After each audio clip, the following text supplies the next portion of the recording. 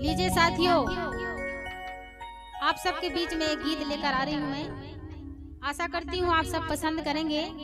और इस गीत में हम अपने पिया जी से फरमाइश कर रहे हैं। क्या कह रहे सुनो आप कि जस गाहे पिया सारी उमरिया में। क्या सुन रहे? जी बिल्कुल सुन रहे। कि जस गाहे पिया सारी उमरिया में, हर लिखे बादो बाबा साहब चुनरिया में। जस गाहे पिया सारी उमरिया में, लिख बादो बाबा साहब चुनरिया में।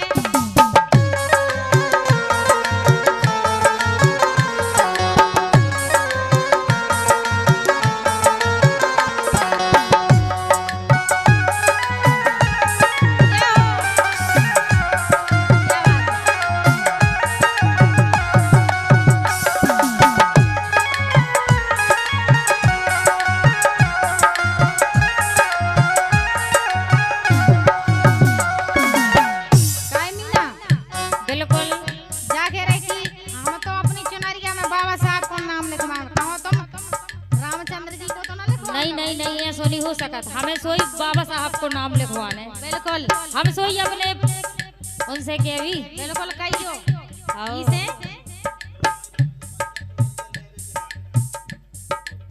और इतने में कौन चुनरिया आए और देने पड़े हैं हमारे। बिल्कुल आप आदेश करो, हम बिल्कुल देवी हमारे बाबा साहब और महापुरुषों के लिए तो हम आप जो भी कहेंगे हम तैयार, बिल्कुल ध्यान देने के लिए तैयार है। 0 रुपया हमारे हस्बैंड जी की तरफ से आए हैं चुनरिया लेवे के लाने। इसे क्या वो है का हे जैसे गाहे पिया सारी उमरिया में, लिखे बादो बाबा साहब चुनरिया में। जैसे गाहे पिया सारी उमरिया में, लिखो बादो बाबा साहब चुनरिया में।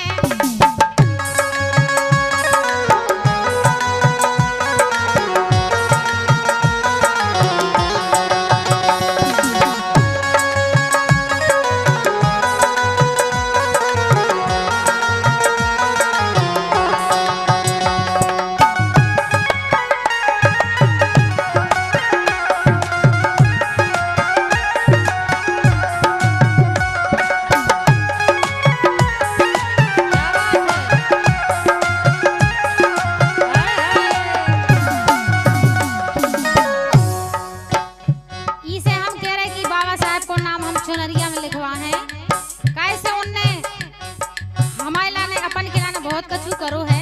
बिल्कुल इसे जिनकी माता भीमा बाई, जिनकी माता भीमा बाई, 14 रत्नों में है पाई, 14 रत्नों में है पाई।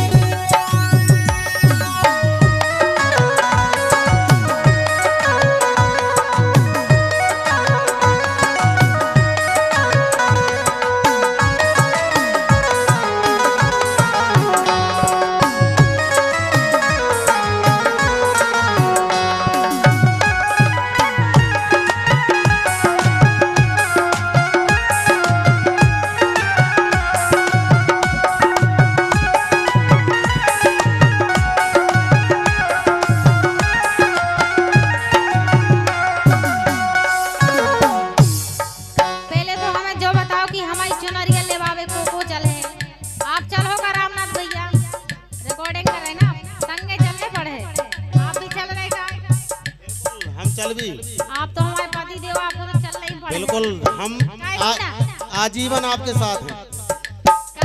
आपसे कह रहे। बिल्कुल बोलो, तुम चलो कि नहीं? नहीं हम चल भी, हम भी अपने पति देव वहाँ ले जाए जो ढोलक बजा रहे हैं। बिल्कुल ले बात चलिए। और हमारे फिर 2 जने बढ़िया अच्छी चुनरिया लेके आवी, उनमें बढ़िया बाबा साहब को नाम लिखवावी। बिल्कुल, और संगे रामू चाचा पेड़ बजा रहे, उन्हें भी ले चल रहे, उनकी घर से भी ले चल रहे। बिल्कुल बिल्कुल